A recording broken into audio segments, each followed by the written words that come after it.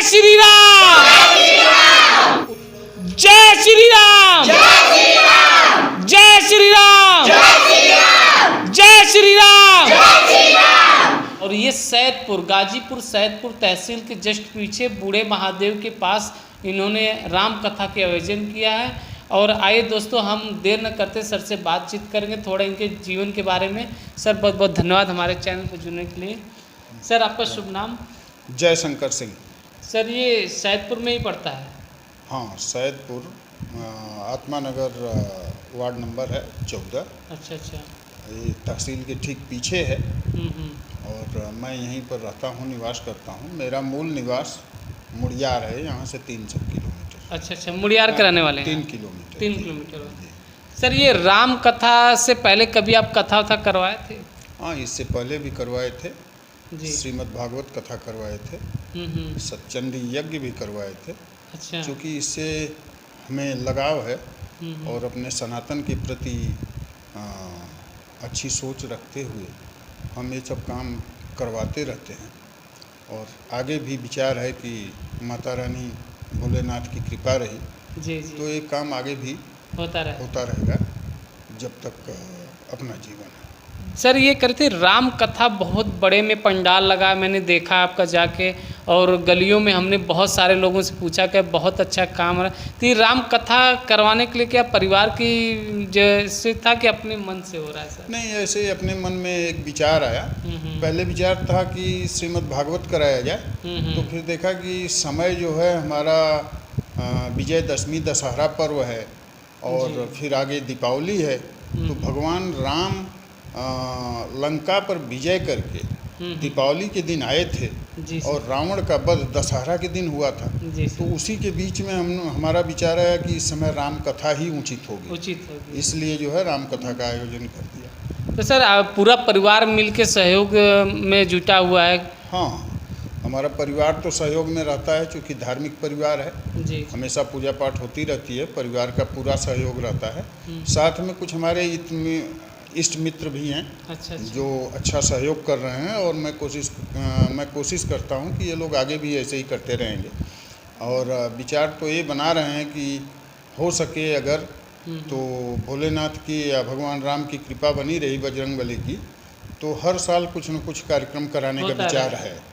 अब आगे उन लोगों की मर्जी। हमारी कमेटी जो हमारे लोग सहयोगी हैं, इष्ट मित्र हैं, उसमें एक कमेटी का हमने निर्माण किया था, जिसके सहयोग से अकेले तो हो नहीं सकता, तो इसलिए सबका सहयोग चाहिए। तो उसके लिए हमने अपनी राम कथा कमेटी का जो बनाया था, उसमें जो है अध्यक्ष अमित पांडे जी, उपाध्यक्ष DN सिंह जी, महासचिव अजय पाठक जी, कोषाध्यक्ष गोविंद अग्रवाल जी, मीडिया प्रभारी में पवन मिश्रा जी हैं, सोनू दैनिक जागरण हैं, सोनू जायसवाल और सतीश विश्वकर्मा,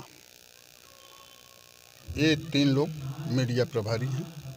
इन्हीं लोगों की कमेटी बना करके ये काम हम चला रहे हैं। संरक्षक मंडल में काफ़ी लोग हैं, PN सिंह हैं, मैं भी हूँ और कई लोग हैं। अमित पांडे। सर कहाँ के रहने वाले हैं? सैदपुर। सर आपके यहाँ सुने राम कथा हो रही है जी, तो ये कराने का मकसद पहले से था कि अब हुआ है? नहीं, सैदपुर में 35 साल पहले राम कथा हुआ था। 35 साल पहले? जी। यहाँ अजय पाठक। सर ये धार्मिक में कब से आपको अच्छा लगता है? हिंदू धर्म में पैदा हुए हैं, जात के ब्राह्मण हैं। वाह। और हमारा कर्तव्य बनता है या हमारा कर्म बनता है कि हम लोग ब्राह्मणवाद को, हिंदू धर्म को आगे बढ़ावें। आगे शुभ नाम? मेरा बसंत पांडे नाम है सर, और मैं RJP इंग्लिश स्कूल का प्रबंधक हूँ। मैं यही सैदपुर में विद्यालय चलाता हूँ। तो आज हम थोड़ा सा प्रदीप मिश्रा जी जब से हमारे यहाँ शिव महापुराण करना शुरू कर दिए, तो जो हमारे शिव मंदिर थे हमारे भोलेनाथ के, जहाँ पर कोई पूछता नहीं था, उनको मैं धन्यवाद देना चाहता हूँ। तहे दिल से उनको मैं सहस्त्रों नमन करता हूँ कि उन्होंने इतना बढ़िया काम किया कि कम से कम जो उपेक्षित शिव मंदिर थे जी उसमें भी अब पूजा पाठ होने लगा। तो इस वजह से माहौल शिव महापुराण का है। लेकिन अभी हमारे यहाँ 42 साल हमें लगता है लगभग, जी एक्यूरेट समय मालूम नहीं है, 42 साल पहले यहाँ राम कथा हुई थी। और 42 साल पहले जी, उसके बीच में 2 बार शिव महापुराण भी हो चुका है। हमेशा यहाँ पर धार्मिक कर्म होते रहते हैं।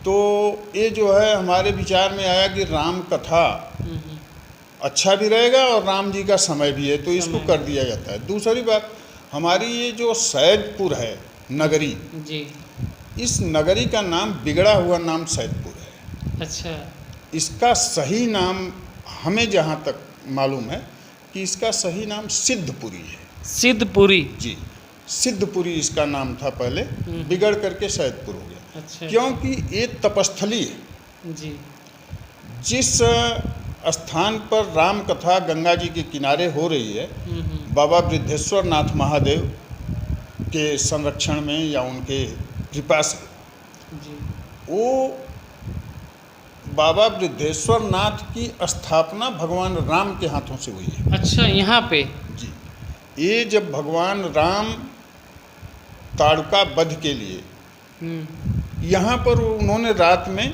विश्राम किया था, और भगवान राम की जहाँ भी जाते थे विश्राम करते थे, सुबह शिवलिंग बना के उनकी पूजा करके ही जाते थे, ऐसा ग्रंथों में कहा गया है।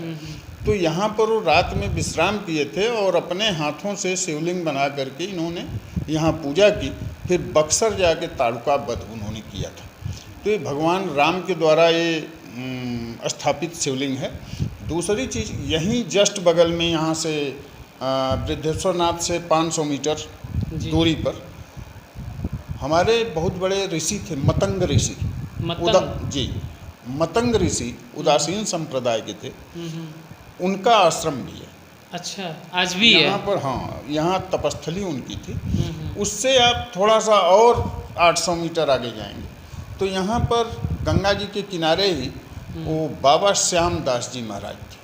अच्छा अच्छा, उनका भी आश्रम वहाँ पर है, अभी भी है? अभी भी है, और वहाँ बहुत बढ़िया है। आज भी वहाँ जाइए आप तो आपको शांति ही मिलेगी, कितना भी आप उग के आए हैं। तो ये सैदपुर नगरी सिद्धपुरी थी। सिद्धपुरी, जी, और यहाँ तपस्थली है। उसी के ठीक पश्चिम और जाते हैं और यार के सामने तो बाराह रूप, भगवान बाराह का मंदिर है और वहाँ आश्रम है। तो ये पूरा क्षेत्र छोटी काशी या के रूप में जाना जाता है, काशी क्षेत्र में ही ये आता है। जी जी। तो ये पूरी तपस्थली रही है। जी, तो ये राम कथा आप करवा रहे हैं, आपको कैसा लग रहा है सर? बहुत अच्छा लग रहा है। लोग भी बहुत अच्छा आपको लग रहा मान है। रहे हैं। लोगों की श्रद्धा है, प्रेम है हमारे प्रति, और हम उनके प्रति वैसा सौहार्द रखते हैं, या वो लोग हमारे साथ भी रखते हैं। क्योंकि हमारा जो है कोई वो नहीं है, हम बहुत दूसरे तरह से रहते हैं। स्पष्ट वक्ता, साफ बोलना, और गलत चीज़ों से थोड़ा सा हम दूर रहते हैं।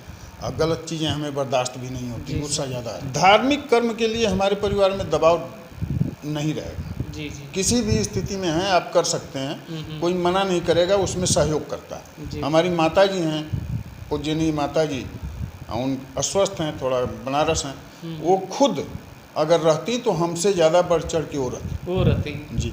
तो वो हमारी माता जी पूजा के प्रति, पाठ की तरफ और हिंदू संस्कृति की तरफ या सनातन धर्म की तरफ उनका बहुत झुकाव रहता है। और हम लोग भी उनका पूरा सहयोग इसलिए करते हैं कि हम उनसे पूछते ही नहीं कि आप कथा में जा रहे हैं, पूजा में जा रहे हैं, तो जाइए।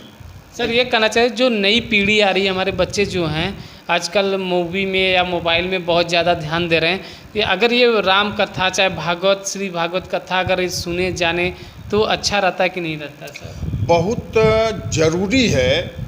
हमारी समझ जहाँ तक है, या हमारे गुरुजनों की जो राय देते हैं वो लोग, तो हमारी समझ से अगर बच्चे राम कथा, श्रीमद् भागवत कथा, चाहे शिव महापुराण या देवी पुराण जी, कुछ भी हो, उसमें अगर किशोरावस्था के बच्चे अगर सहभागिता करते हैं तो उसमें समाज में रहने की, सामाजिक व्यवस्था, संस्कार, विद्या सब उनको प्राप्त होती है।